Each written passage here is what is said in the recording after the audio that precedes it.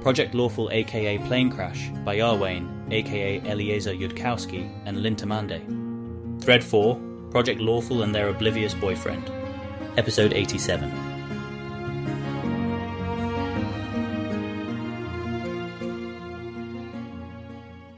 He suspects us, says Gregoria. Yep. So we're going to have to learn really fast and be cleverer than him. And we don't have to win forever, just long enough that we have the law fragments we need to rederive the rest, and the metallurgy and heredity theory to make Cheliax rich and make the project look worthwhile while we set about the harder work of reinventing what we haven't got. She sounds substantially more confident than she feels. Dis thinks we're on the right track. No one even makes a face at Carissa casually making claims about what Dis thinks at this point. I'm still trying to grasp this at all. But I think we need to be keeping track of the way everything must look to Keltham inside the world where everything is a conspiracy. We need a list of things like Sivar going to the bathroom for a while right after Keltham mentioned the conspiracy and that Yaisa and I were told to distract him. And Ione asking about the birds, where Keltham would then suspect the world is maybe much larger. And then I think maybe that exact part is actually a victory for us because we have to make sure that the list never starts making too much sense to him, but we have to know what the list looks like because it's how Keltham is seeing things. The fact that some girls enjoy pain during sex is on the list. For him, he thinks that doesn't make any sense from a heredity perspective, but makes perfect sense if a conspiracy were trying to fool him. Why doesn't it make any sense from a heredity perspective, says Tanya. Probably girls who bear up all right as slaves have more kids than those who don't. I did actually say that to him, and yet... Can we lean on that, put his attention there, send him mixed signals, so that when that finally gets the answer we want, he won't have been paying attention to other things? Actually, I'm not sure it's the right move. I suspect Keltham's problem #7 is a key to the game between Dath Ilani. We're controlling what he sees, and somehow that won't be able to affect him, I think, because of whatever law fragment is in #7. If we're avoiding lies, then I shouldn't work with anyone from the holding cell on it. But I request Ione, Pilar, Piranza, Gregoria, and Tonya all with me, and trying to figure out #7 as soon as possible so we can plan using it. And I request more Fox's cunning and Owl's wisdom while we work on it. Granted. And I'll see about your headband, though it'll probably require talking with the Grand High Priestess. The Grand High Priestess thinks there's a thing Keltham would understand at once, but which is dangerous to put to him, about what it is like for Asmodeus to try to direct us mortals, about what kinds of actions that we take are easy for him to steer and which are hard. If you can figure out what she means by that, she'll get you your headband. The only reason she doesn't give more people headbands, I think, is that there's something about mortals where being smarter doesn't reliably make us more useful, and it's a law fragment. It's got to be. I request additional information on all of that. Also, I don't know prices for wisdom headbands. If wisdom is cheaper, then maybe I can get by with a +4 wisdom headband and a lot of Fox's cunnings. Message. Sivar, do you actually want anyone besides myself and Pilar working with Asmodea on this? The others may explode. I'd worry about Asmodea exploding, but she's obviously one of the different girls now. I'm going to talk to everyone about Hell tonight, and then I'll have a better sense who is an explosion risk. If we're allowed to know things now, why are you in charge? Says Meritxell. When I went to sell my soul, my devil conveyed that it was the will of Asmodeus, as translated down through hell, that I not sell my soul this day, but be permitted to participate in the project and other matters as if I had, and that if I served well in this world, I'd be raised high in it, and be among the most treasured possessions of Asmodeus in the next. I tried again later to sell my soul for 3 wishes and 10 pounds of spell silver and permanent arcane sight and tongues, and the devil said he'd have to ask his superiors, and then came back and said not yet, but was I willing to commit to selling at that price later. So I don't know exactly what's up, but I have a lot of license with Hell right now, and probably will right up until I fail. and I'm likelier to fail if I don't have all of you guys on board, so I will be doing my best to offer appropriately massive bribes for doing a good job here, which is one of the things we're going to talk about tonight. Also, the outfits are because the devil also said I should be indulged as if I was the heiress to a county, though Abrogale says I can't actually have a county unless I succeed. We'll go over this all in more detail tonight. Marixel is speechless. She doesn't ask if Sevar knows the price on her own lost soul in the markets of Dis. Because Asmodia already knows. She can guess by now that a Dath Ilani would figure that out immediately, and therefore she knows the answer even though she hasn't finished thinking through why. That's why her first owner is dead. You can't just kill a contract devil and take their souls, obviously they go by testaments. But with Asmodia's soul price running up past the wish level, something happened to him, somebody challenged him over it. Who knows what happens when prices get that high? How strange. How strange that she can still be this angry. She's not planning to let them actually have and keep and use her soul. In reality, it's worthless, and somebody will pay a vast sum for her soul and gain nothing. You'd think that should be vengeance enough. And yet, somehow, Asmodia is still seethingly angry on a level where keeping her face passive is taking everything she has. Do you know if our own souls are being traded around for prices like that now? Peranza says. She feels numb. Not prices that high. There's no direct divine intervention over you all. But I suspect a lot more than you were paid, yes. If I were you, I'd be mad about it. It's not how Keltham would have done it. He'd have split the gains from trade. But it's also still very possible to leverage for your own benefit. Because do you think you'd be worth any more to hell than an ordinary soul after being put through the ordinary course of hell? I don't know very much about hell at all, Peranza says. I mean, I'll get there when I get there. Message to Sevar. Asmodia doesn't try to keep the seething hatred out of her whisper, if it's the sort of thing you can hear in a whisper.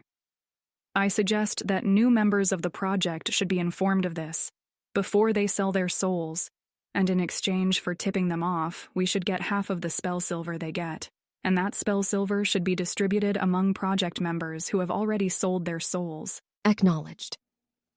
I can't make hell fair, but I can and will make you rich, Asmodia. I think that hell wants us badly, but wants us precisely for qualities that it doesn't know how to inculcate, probably because of some god agreements that restrict what greater devils can tell lesser ones. Therefore, as long as we are succeeding, we have affordance and leverage to figure out how the formation of evil Dath, Ilanis, ought to work in hell. This is one of the things we're going to discuss tonight. You've spent your whole lives not allowed to think very hard about hell, and now we find ourselves practically assigned to change it. You may think about that this afternoon and evening, but if you notice yourself running into a blind wall of panic, then wait for tonight, where I have some ideas for how we can approach this. Why did Asmodeus pick you to not sell your soul? Says Maritzel stubbornly. No one knows that or has any way to find out. I'm hoping it's because he noticed that I'm the right amount of a heretic to stay loyal to him while I figure out how to build space in it for Dath Ilanis and all the things they need and want. They won't give you a fucking thing, Sevar, because you're not willing to go to Abaddon rather than let hell fuck you over. She hadn't meant that as a message for Sevar. It is, of course, up to security whether they will choose to pass it on anyways. On a totally separate topic, if Keltham is looking to try romances with people who aren't Sevar, does Asmodia have possession? Or Pilar? Because if not, I should do it, and I imagine that Sevar wants to talk with me before then. Not yet on Pilar. We're holding her out until he manages to be slightly less into consent. Asmodia, do you want to pursue Keltham? He hasn't indicated yet that he wants to pursue me and said he needed time to think it over. Should she be briefing the others present about any other aspects of things? I want Keltham and am not a heretic, Maritzel says with a glare at Ione. And I appreciate that about you.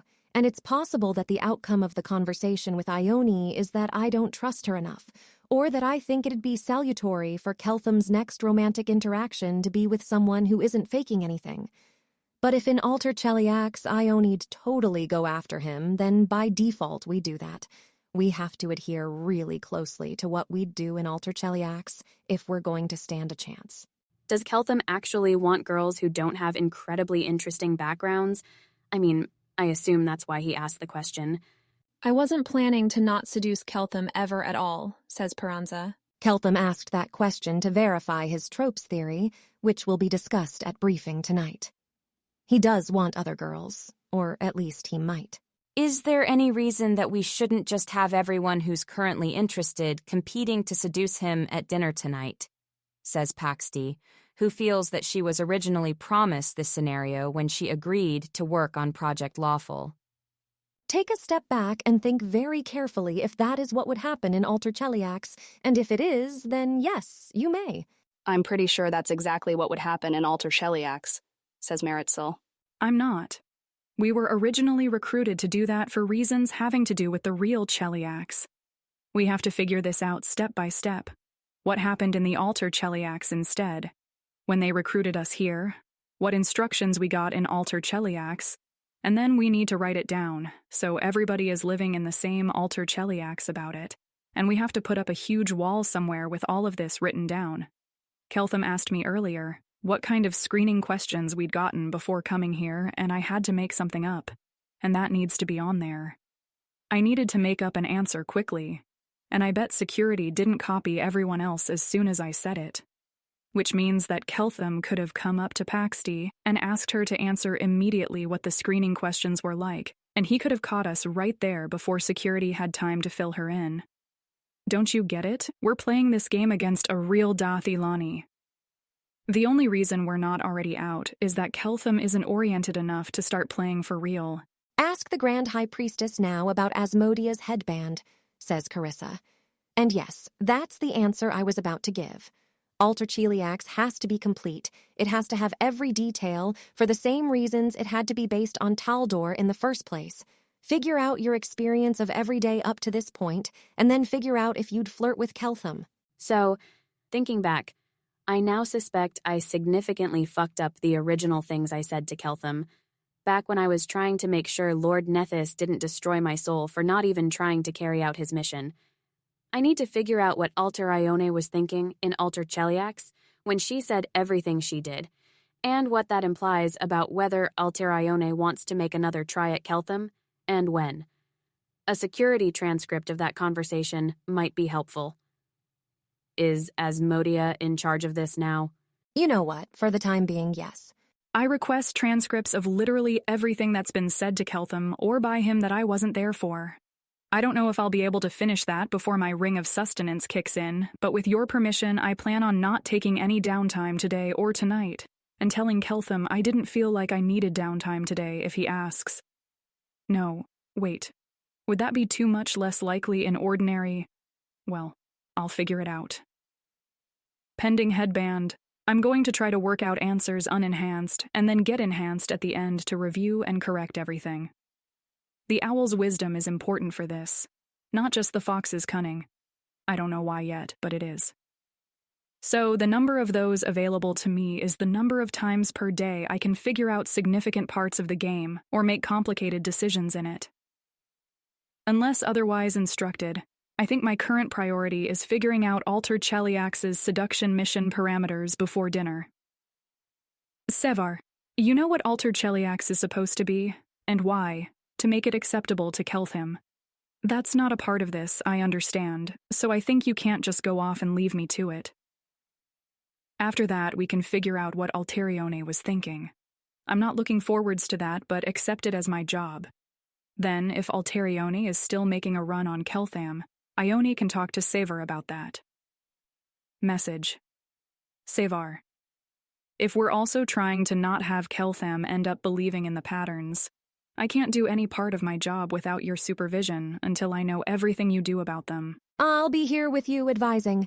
The place we want Alter Cheliax to be is the best place in Golarion for Keltham to start developing civilization, a place that's not very far along the road to law, but is trying and has already improved on a decade ago when we were Taldor. And also, Keltham's specifically paranoid of the girls being ordered into his bed, so Cheliax has made particular strides in not doing that, insofar as it's compatible with things people have already said. Message. I'll brief you on tropes when we're alone. Keltham is reasonably ecstatic about being a proper self-powered spellcaster instead of a divine surrogate spellcaster. Keltham did not, of course, cast his silent image right away. Instead, he deliberately arrives slightly late to dinner, hoping everyone will be there already and he won't have to await any stragglers. He doesn't want a delay between arriving and showing this off, nay, not even for food. This is going to be too awesome if it works. Is everybody here in the dining hall yet? Are they? Yep. They have worked out what flirting will occur in Alter Cheliax and are resolving informal bets on what'll be for dinner. It's fish. Betting is an encouraging sign, too. Not literally all virtue begins from betting on things, but yes, quite a lot, as the proverb goes. Guess who's not just a laundry wizard anymore?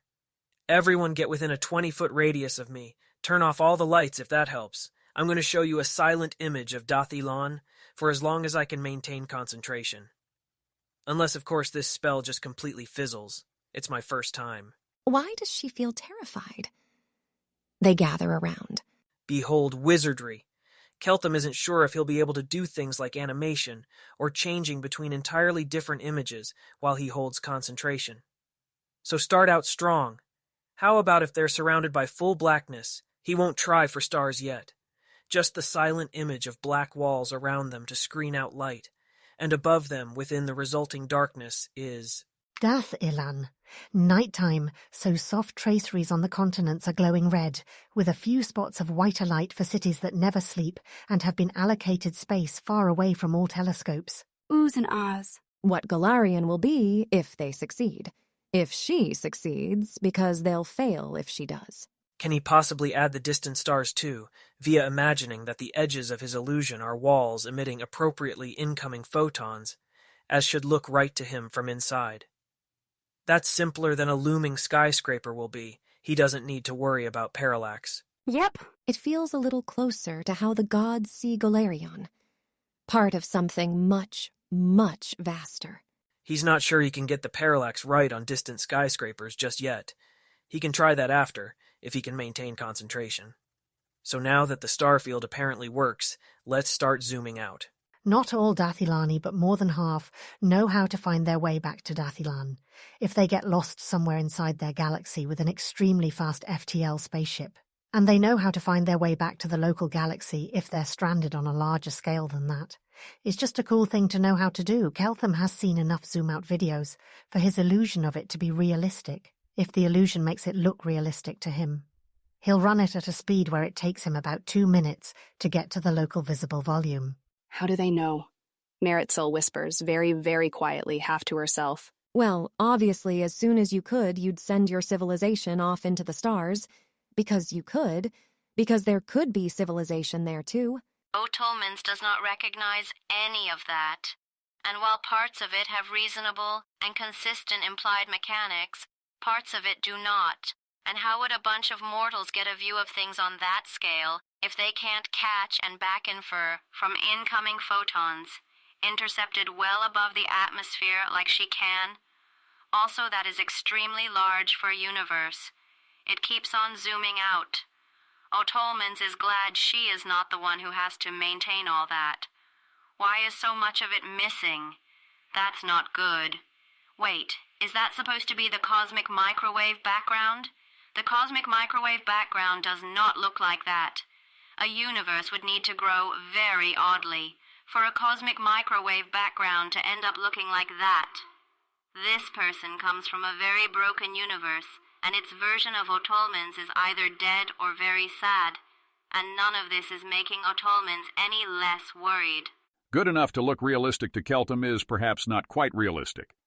Those slices are missing, Keltham says once the image stops at the end. The famous hourglass shape of what's visible. Good he's able to maintain concentration while talking. Because they're obscured by the galaxy around Dathilan, where a galaxy is a spiral structure of stars. The galaxy that Dathilan is inside blocks our view out. We can't see through our galaxy to the side directions, only out of the top and bottom if we're trying to see something very, very far away. So this is all of the universe that we can see using telescopes in orbit, high enough up to be far, far out of the atmosphere that makes distant stars hard to see from the ground. Are we one of those stars? Maritzl says, just as quietly, not sure at all if Keltham was answering her earlier or just talking. Galarian's son? Probably not. I'll explain later. Don't want to lose concentration. Keltham starts the zoom in, now, going faster than on the zoom out. As the view goes past the fourth planet, Keltham says, "This is the furthest that people from civilization have ever traveled and survived." certain others will be picked up eventually. The odds on saving their true lives are not 97%, but they are over 50%, and in a planet of 1 billion people, somebody will think that's an acceptable risk. The return journey past the moon shows, in just a tiny glimpse, a lit section in darkness. The moon colony. When the view reaches Dathilan, it shows the sun side, and the view dives in, as the video usually does, to the city of default. You can see this particular city starting well above the atmosphere, though you wouldn't see much detail yet from that height, even if this illusion was finer than a silent image can be. She doesn't know what Dis would look like from the air. Probably it'd be cool. Probably it wouldn't be that cool. They're now closer to the ground, going slower. Things don't look far away, just small, and there's no sense of scale. There's an island of metal blocks in the center of the image, and then beyond that some kind of grid laid on the ground, but you can't see the fine details of what's inside the grid. The image is zooming in on the metal blocks in the center. Maybe those tiny reflective rectangles now visible on the huge metal blocks are glass windows. If that's true, these metal buildings are something like 100 stories tall. Well, this makes sense, because wizards build tall towers, and Nefredi Klapati specifically made a point of building hers slightly taller than the Black Dome. Never mind how impossible that was. And probably a richer civilization would be full of individual people having a tower measuring contest, and the results would be very tall. The image seems to be favoring one particular huge metal building. It goes to one of the windows. They're inside somebody's house, in what seems like a very nice, very large, elegantly decorated office. It's lit by multiple brilliant sconces to something approaching the light of a sunny day. Within, what's probably meant to be Keltham, seen from behind, is sitting in a chair. It's probably a chair, and doing something weird with his fingers to something that isn't going to make much more sense. If you've never seen a cording keyboard mouse before, in front of him is a flat thingy. Then the flat thingy shows Dath Ilan, seen from space, and starts zooming out. Computer. Connected to all the rest of civilization, talk to somebody on the other side of the world, read most books in existence. Carissa feels like she is being seduced. But seduced to what? This is already what she's trying to build, and betraying Cheliax wouldn't build it, just prove to hell that it is not compatible with Asmodeus's ultimate victory. The view shifts away from Keltham in his chair, goes through a doorway, down a hallway with other open doorways. They get a glimpse of Keltham's library, his random treasures room, his bathroom larger than many townsfolk's entire homes, complete with vast bathtub, his bedroom, that's probably a bed. One rather incomprehensible and slightly disturbing glimpse of a Dathilani cuddle room, a room clearly meant for receiving guests. My house module. It's relatively large for somebody my age, by Dathilani standards, but I spent less money on my hobbies than most people. It took 67 days per year out of my labor to rent the module, plus 21 days per year for the location in default. I considered it worth it to not have to figure out how to fit all my stuff and activities into anywhere smaller. Keltham loses it. Just the image, to be clear. He's not breaking down in tears. His voice only slightly cracked there. How long do you think it'll take from here? 100 years? 200? Or maybe 50 if you go faster once you get going, because of all the things you can do with magic on top of everything we could do without it. Ione doesn't have any approved dialogue that matches what she's feeling right now, so she just quietly goes over to where Keltham is standing and sits down next to his feet. She'll get approval on some of her changed plans later. No, there's one thing that Alterione absolutely says. If she doesn't say it, that's suspicious. When you leave Galarian, I want to go with you. Noted. We can talk about that later sometime. Carissa suppresses a flicker of annoyance with Ione, notices she's been doing that a lot lately, contemplates how much of that annoyance is jealousy, and decides to figure this out later, maybe with Owl's wisdom up. "Let's do it in 40, she says. While taking oath days off at least once a month, says Gregoria, since apparently there's a deficit of people who'll say that sort of thing. It's not like digging ditches. It doesn't necessarily go faster as you work longer hours or take fewer days off, any more than you can save time in the long run by not eating. Spoken by someone who's had all info about rings of sustenance carefully removed from his environment. Speaking of which, I should get some food, and if they can tell he's also taking a moment to recover, good on their inferential capacities. They get food themselves and give him a minute. Once he looks slightly recovered, Carissa messages him. "The girls took what you said earlier to mean they should all attempt to seduce you now. So if you don't like that, you should say so in words before they get to it. And if you do like it, well, good luck." Thank you for the warning, Keltham mouths back. It now seems like much less of a panic situation than when he first realized he was trapped with a horde of amorous women in the villa library. Partially, it's that he's not in like some totally other dimension. Well, he still is, but not quite so recently. And partially, it's that he now knows any of them at all. And that he understands better what he might owe in return, not something unspoken that he won't be able to repay. And that the thought of his having that much mating value is no longer so shocking and unconsidered. And maybe it's even that he feels somehow a little more comfortable in his own skin, now that he's ever hurt Carissa in bed. He'll get his food then, and sit down among the amorous horde of women bent on mating with him. Every man has to face them eventually. This is wisdom. Carissa will flash him an amused smile that she has absolutely no idea about the sincerity level of, and sit across the room where she can watch the mess in peace. We'll go ahead and flirt with him then. He awaits their lures. The Queen of Cheliax stands in a high tower of her palace, one that lets her gaze over the city of Agorian surrounding it. A new city, but a thriving one. The sun is setting, but there will yet be people in the streets when it is gone. Taverns and whorehouses open at night, open always. There are enough souls about the palace with rings of sustenance to promote Agorian to the ranks of cities that know no rest.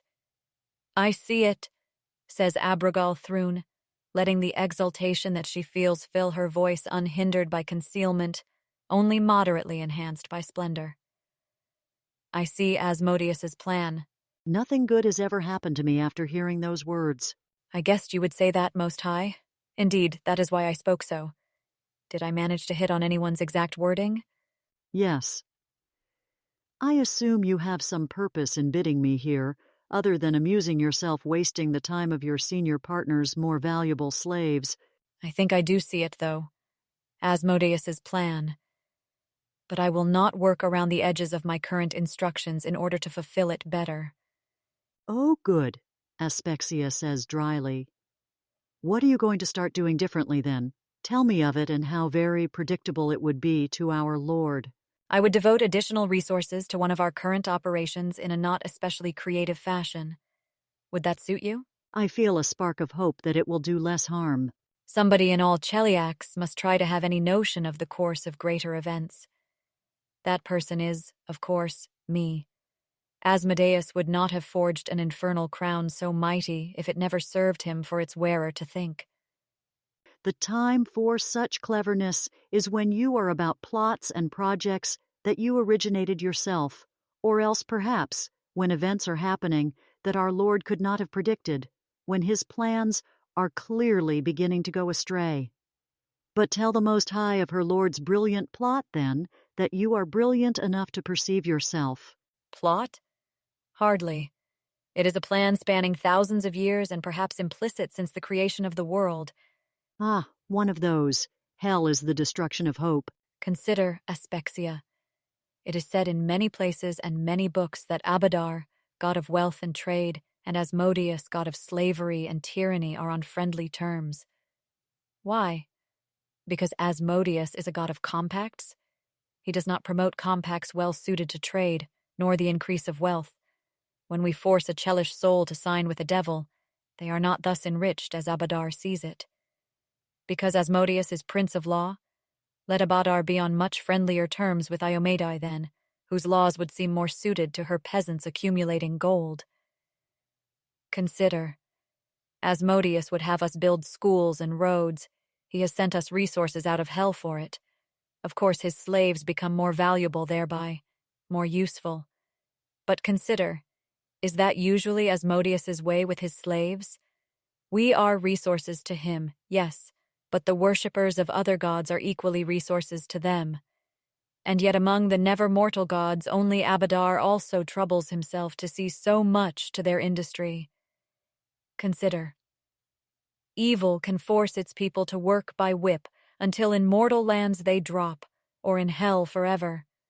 A few elites of good may strive, but the people of good are lazy.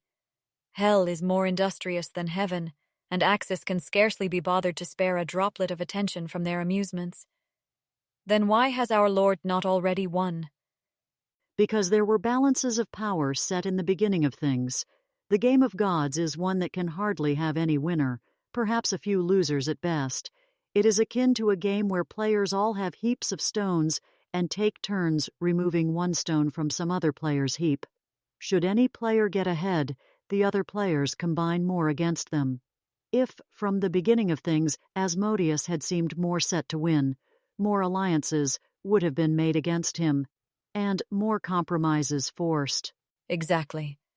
And one of those compromises is that the devils in hell cannot be told what the outsiders of other outer planes are told by their own masters.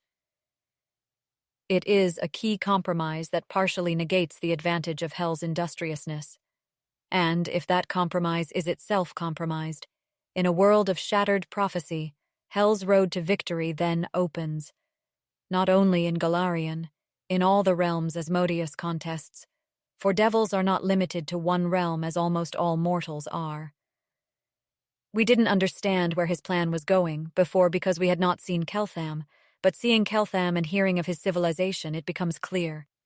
This is the common interest that Asmodeus has with Abadar, that in a world with enough schools and roads, there can be made devils who are not ignorant, who are instructed here in the law that our Lord cannot tell them, working with industriousness and lawful accord after death as in life, to transform petitioner after petitioner into higher devils. From hell then shall pour out armies that no other realm can withstand. This is why our Lord slew Aridin, Aspexia. This is why it was worth it to him to slay Aridin, when the cost was prophecy-shattering, which, as you have observed to me, now advantages gods who were once mortal in predicting the mortal realm. Asmodeus did not slay Aridin to save this one realm of Golarion from some little once-mortal's temporary dominion. Shattering prophecy in Golarion makes hell's victory possible in all of the realms. For if prophecy still operated here, not only the gods of this realm but those of others might have combined their forces against him before it was too late. We are in the beginning of our Lord's endgame. Or, even if all your other cleverness is not just dancing upon air, in the beginning of one more moderate victory that will mildly improve our Lord's position after taking into account how other gods then react and league themselves more against him, and yet not trouble themselves to cancel his new advantages perfectly. Among the many common failures of mortals thinking they can see our Lord's plans is that they tend to imagine plans much larger and with more flattering roles for themselves than our Lord essays to move his pawns for on almost any real occasion. Perhaps, and yet also perhaps not.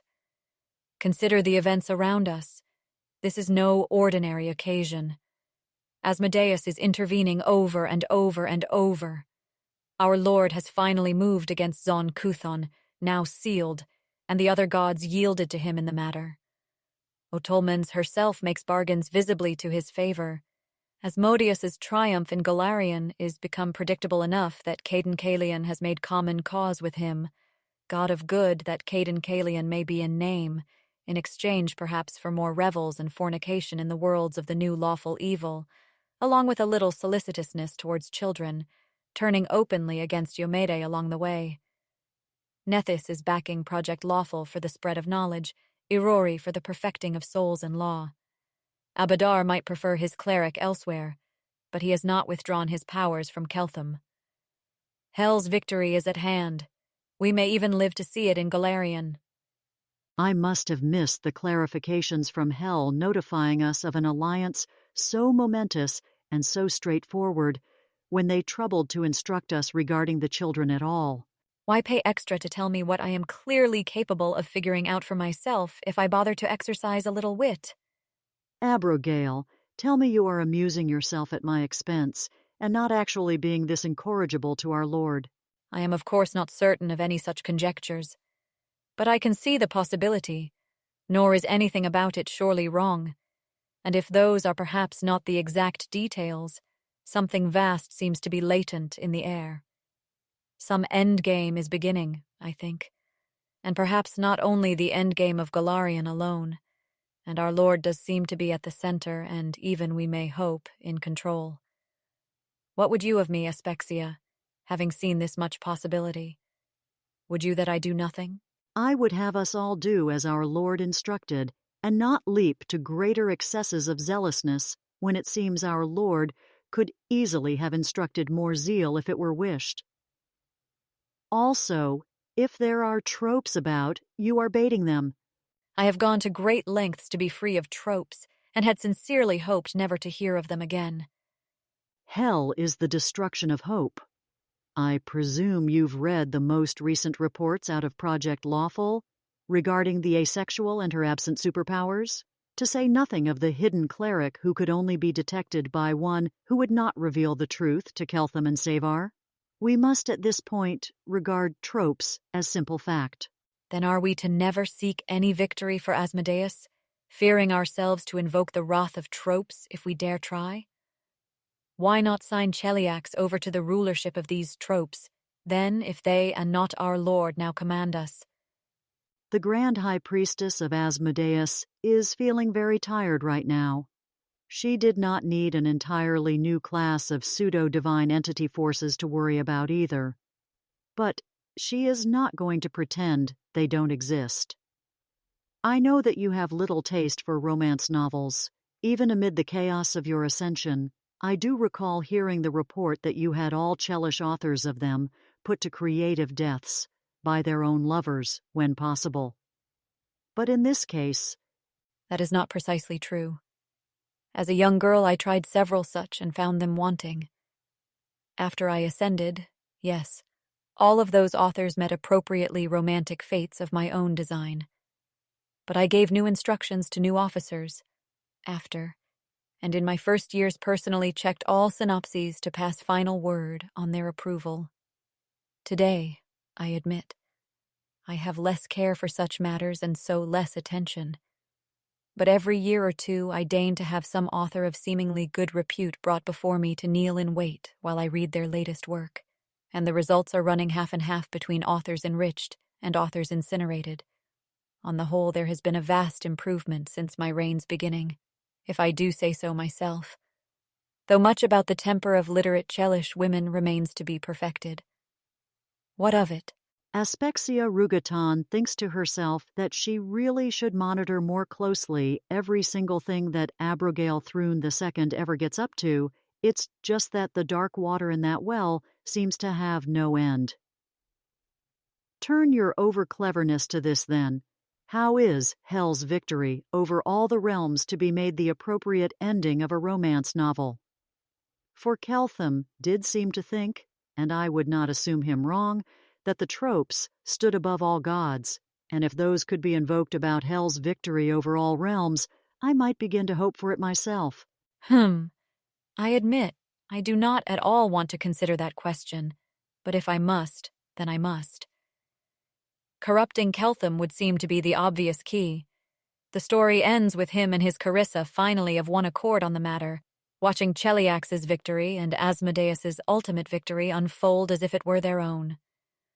Or, better yet, we should try to make Carissa rather than Keltham be the character of greater importance. Indeed, much of that work I have already done, without my even realizing what I was about. That is encouraging.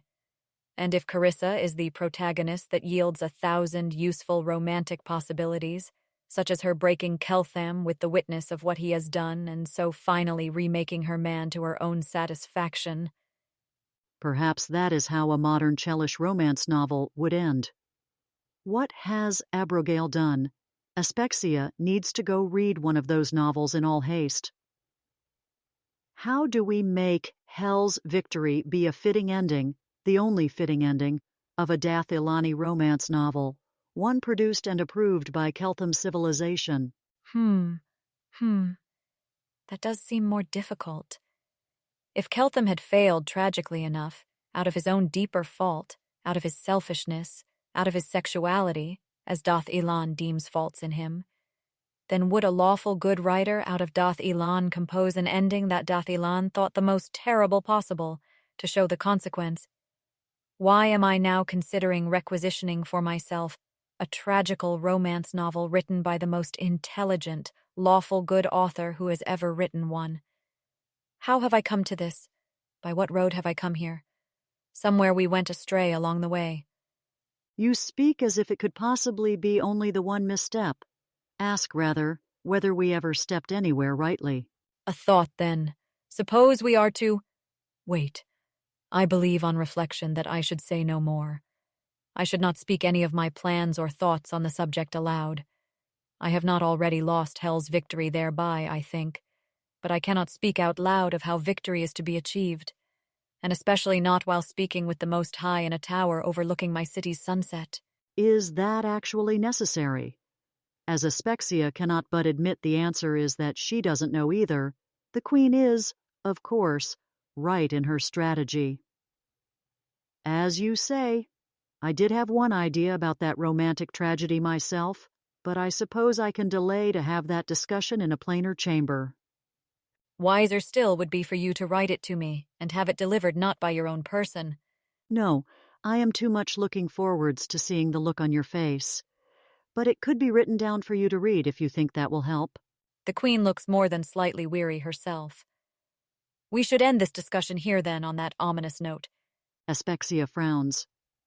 Is there anything particularly dramatic I should do in the way of departing? You're making it less dramatic with every word you speak. Just go.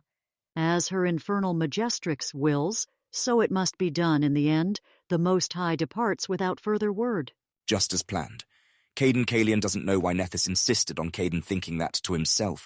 If this meeting went approximately according to any of scenarios 1, 4 for it.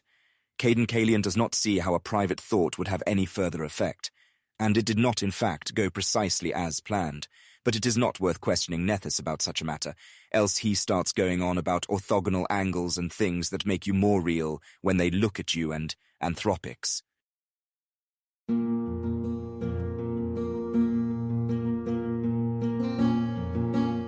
If you wish to support this AI reading and others like it, please visit patreon.com/AskWhoCastsAI. Any help is appreciated. And thank you to executive producer John Doe 7776059.